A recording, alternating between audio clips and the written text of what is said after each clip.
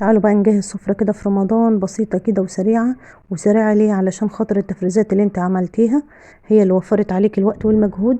وتعالي نبص كده ونشوف مع بعض هنجهزها ازاي، ومش هتاخد منك اي وقت خالص نهائي.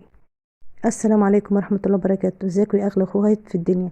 النهاردة ان شاء الله كده هنجهز مع بعض سفرة كنت بسيطة جدا من التفريزات اللي احنا فرزناها. يعني الكرنب متفرز، الصلصة بتاعتنا متفرزة، والكوسة كمان متفرزة، والعصير كمان مفرزينه. فان شاء الله مش هتاخدي وقت في المطبخ كده، وهتكوني عاملاها على السريع. يلا كده نسمي الله ونصلي على رسولنا الكريم ونبتدي كده في الفيديو بتاعنا. وسلقنا اللحمة السلق العادي اللي احنا عارفينه كله، تمام. يعني ما فيهاش اي حاجة جديدة. وهنا التسبيكة بتاعة المحشي وكلنا عارفينها ان هي مكونة من البصل ومن السمنة، وهنا حطيت خليط بين السمنة وبين الزيت، تمام، علشان تبقى خفيفة شوية. ماشي. والصلصة بتاعتنا جاهزة، احنا كنا مفرزينها مع بعض، هنطلعها نحطها على طول.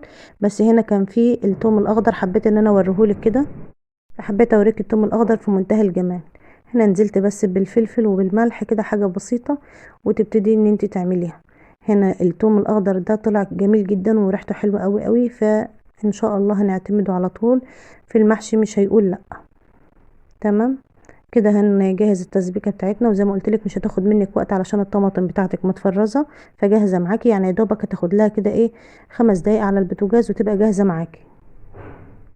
دوبك هنا كل المجهود بتاعك ان انت يا دوبك في الشويه اللي انت هتقعدي تلفي فيهم المحشي. الكوسه ما بتاخدش وقت وكلنا عارفين. هنا ظبطت الملح بتاعي، البهارات هحطها على الرز زي ما انا متعوده. غسلت الرز وحطيت وكمان الخضره متفرزه، فكل حاجه معاكي جاهزه، فما مش هتاخدي منها، يعني مش هتاخد وقت معاكي في ايدك. كده هتظبطي بقى الرز بتاعك وهتبتدي ان انت تلفي المحشي على طول، فمش هياخد منك وقت.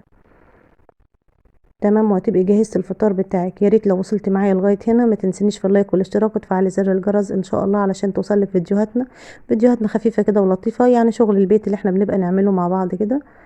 المهم هنا المحشي بتاعك، انت عارفة الفرشة اللي انت بتفرشيها في الحلة من تحت هي بصل وجزر اللي متاحة عندك عامة. يعني لو مفيش اي حاجة متاحة من ديت بنفرش الكيس اللي احنا كنا مقطعينه من الكرنب وبنحط عليه الملح بكمون وشوية زيت، ويبقى جاهز معاكي في منتهى الجمال. المحشي الكوسة بتطلعيه من الفريزر على طول، تشطفيه شطفة على السريع وتبتدي ان انت تحشيه وهو لسه ماسك نفسه شوية. وبرده نفس الفرشة حطيتيها الطماطم والبصل والجزر والفلفل والمتاح عندك زي ما احنا متفقين. هنا بقى تبتدي تحشيه، مش هياخد برضو منك وقت. وهنا تاخدي بالك من الكوسة المتفرزة، ما تزوديش فيها العقد بتاعها، يعني بتبقى الربع الكوسة كده. وهنا بدأت ان انا اظبط برضو عقد المحشي بتاعي. دي اللي نزلت ديت حتة دهنة كده من الشوربة، وتبتدي وبرضو المحشي يبقى باين وياك، ما يبقاش برضو ايه يعني الاخر. كده جهزنا السفرة والعصير عملناه لانه كان برضو متفرز وجاهز معانا. ويا رب كده الفيديو يكون خفيف ولطيف عليكم، ويكون ما فيهوش اي حاجه عامه جديده، بس حبيت ان انا اشاركه مع اخواتي وحبايبي. يا رب تبقى سنه سعيده عليكم، ويا ربنا يحقق كل احلامكم وامانيكم، واشوفكم في رعايه الله وفي حفظه وفي امانه. والسلام عليكم ورحمه الله وبركاته.